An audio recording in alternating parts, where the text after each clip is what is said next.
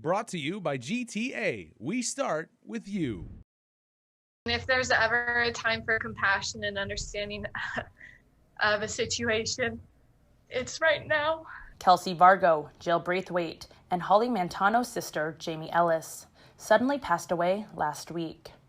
And within minutes, these three sisters booked a flight from the States to Guam. It's devastating news to lose a sister so unexpectedly and to have been so far away from her and to not be able to be with her children right now. It's unbearable. Ellis passed away from an unrelated COVID-19 illness. She moved to Guam 3 months ago with her husband Preston and their 3 children.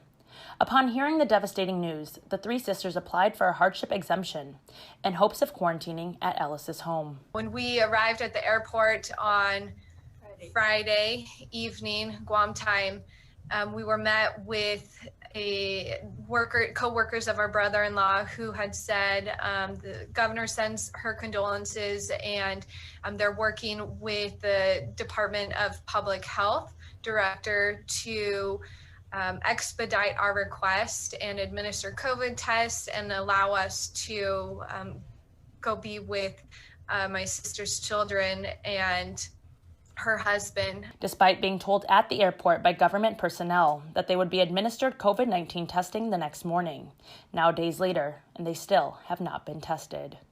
And their exemption request has since been denied. So we were just waiting for our COVID test, and about 48 hours into our stay here, we received word that our request had been denied.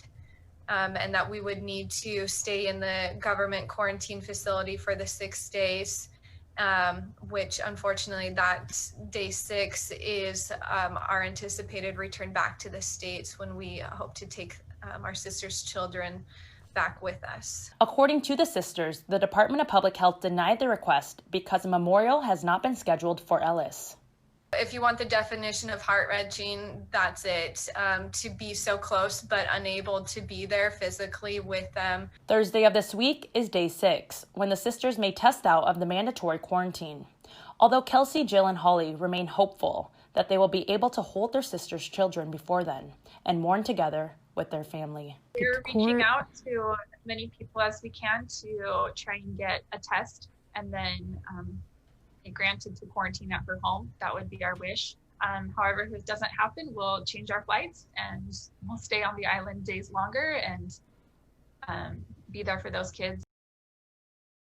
Brought to you by GTA. We start with you.